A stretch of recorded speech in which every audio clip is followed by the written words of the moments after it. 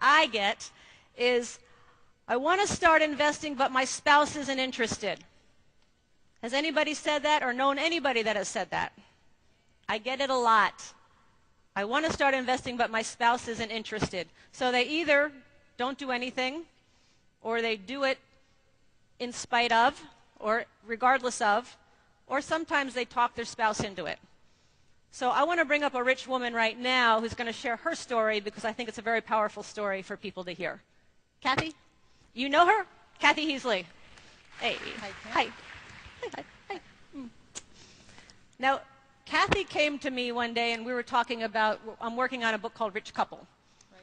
And Kathy said, I've got the story for your book all about her wanting to invest or getting, Kathy's been around us for a long time. Right. And tell your story. Well, I have had the privilege of being around these wonderful people for quite a long time. And my husband and I have been married for 21, 22 years. And, you know, we're partners in our business. We are partners in life. I mean, I feel very privileged there, too. And over the course of the years, my husband has taught me a lot about money. He's taught me a lot about stocks. You know, I have a theory that the kind of household that you grew up in is kind of the way that you invest later in life. Right. My husband grew up in a household where investing in the stock market was something they did. I grew up in a household where you worked hard and you worked for every dollar that you got. So I learned how to start a business and work real hard. But the neat thing was, one day I got to work with the Rich Dad Company, and I started in Ken McElroy, and I started to learn at a pace that, you know, was very accelerated. And as I was learning, I started to see patterns, and some of the patterns you're learning here, where perhaps mutual funds aren't the best thing, and where maybe real estate is a better option. And so, you know, I started learning some of these things. Well, my husband wasn't around these folks like I was. Oh, and by the way, Kathy worked very closely with Ken on his book on real estate. Yeah, years earlier. I've learned from the best, I have to say, and I feel, like I said, very privileged. So as my interest started peaking and as the stock market started tanking, I started to get frustrated, and I started to feel like, you know, I'm tired of watching, you know, the money that I've worked so hard for, you know, my retirement account. I started to get frustrated because I thought, I have to do something with this, you know, chunk of money that's my future. And I felt like, you know, this is my 401k or my retirement plan. I'm going to do something about it.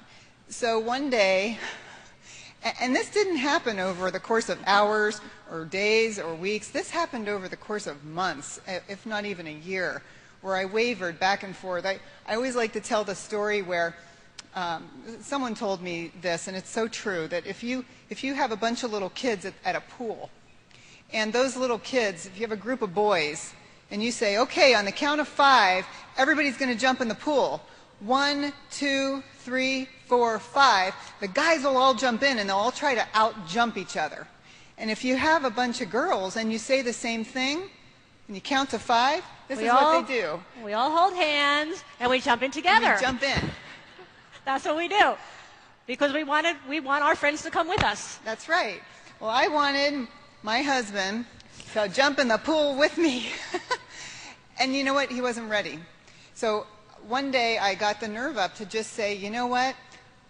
I want to take that portion of our future that's in my name. I didn't feel like I really had the privilege or the right to make decisions for him, but I did feel like I had the right to make the decision with that portion of our future.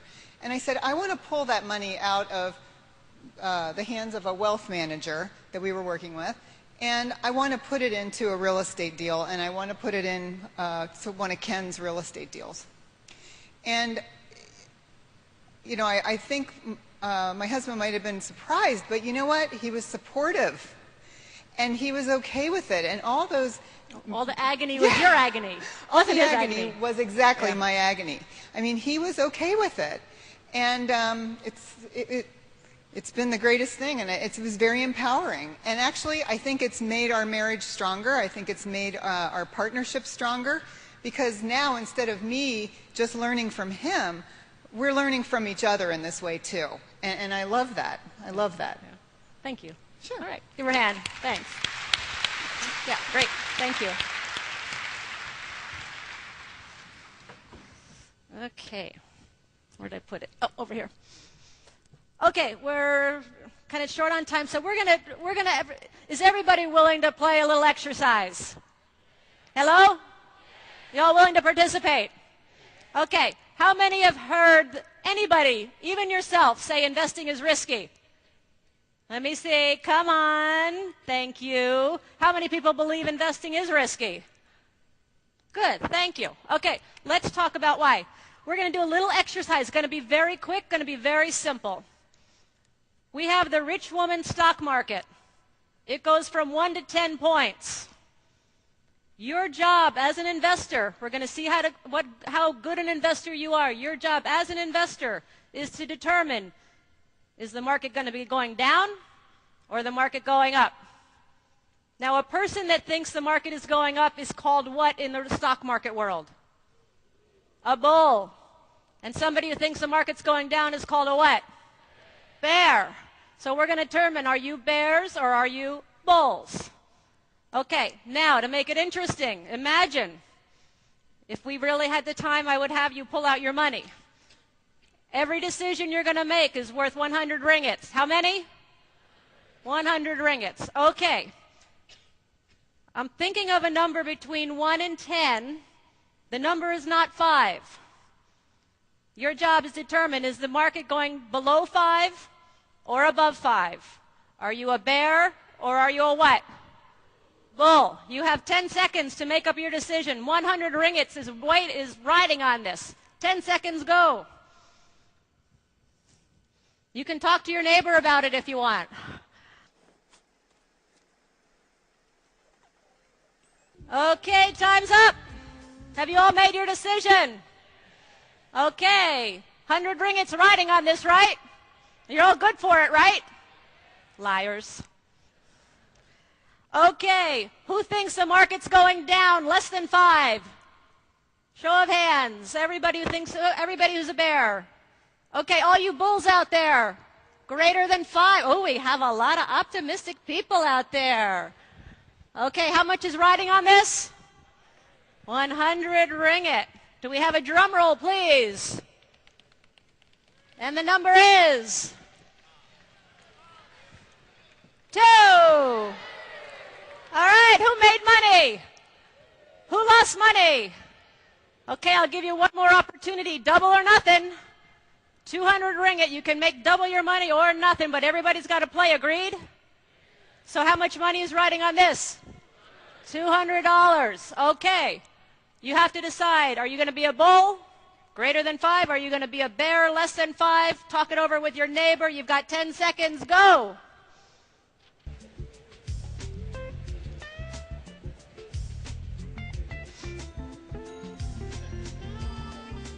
And time is up. Everybody made a decision. Who thinks the market's going up? Where are my bulls? Whoa. Where are my bears? All right. Let me see those bulls again. All right. How much money's riding on this? 200 ringgit. Ooh. Drum roll, please.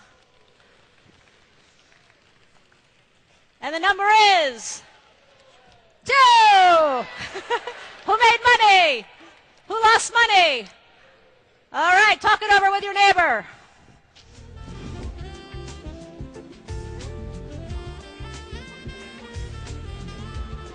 Okay, and begin finishing up. And thank your partner. Okay, so in the real world, what is this called?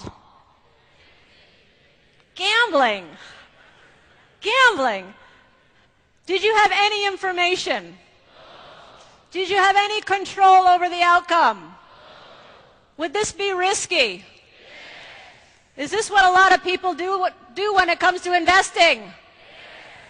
Let me give you a scenario. I'm at the cashier at the food store. She's got a hot tip. I run home, put my money on this hot tip, knowing nothing, checking out nothing. And sure enough, I lose what? My money. And then I say, oh, investing is so risky. So without the financial education, without any experience, investing is very risky. Today, Andy talked about, Ken talked about it, Robert talked about cash flow versus capital gains. So many people today who lost money were looking for what? Cash flow or capital gains? Capital gains, because the capital gain investor typically only makes money when the market goes where? Up. Excuse me. The cash flow investor makes money when the market goes up and down. That's why our game is called cash flow, not capital gains. Okay? So also I want to say one other thing about the cash flow game. The cash flow game really is what Robert and I did to get out of the rat race. It's what we did, the scorecard, almost every deal on that game board we did. The deal cards is how we look at a deal. So if you have an opportunity to play this game, please play this game, because what we're finding is people who are sending us all their success stories and their testimonials, who are now investing, who are now out of debt, all of that, they contribute it to playing the cash flow game, because once they get in there, it's very real life. So if you have an opportunity to play it, please play the game. One other commercial plug. If you are in debt of any sort, Robert and I had tremendous debt. At one point, we were over $500,000 in debt from a business that had gone bad and from credit cards and things like that. And we found a formula, and this is called how we got out of bad debt. You know the difference between bad debt and good debt? Okay? Bad debt makes you poor. Bad debt is things like credit card debt, car loans, all that stuff you have to pay for, where good debt buys your assets for you. So we found this formula, we discovered a formula, and we put it into practice, and we have a CD about it, and this is the beauty of it. There is nothing different you have to do than what you're doing today except two things. Number one, if you're going to buy something on a credit card, you got to pay it off the month you buy it. You cannot accumulate any more long-term credit card debt, number one. Number two, the only other thing you have to do, if you want to be debt-free, I mean everything, cars, houses, everything, in about 7 to 10 years, everything, you only have to come up with $100 more a month. That's it.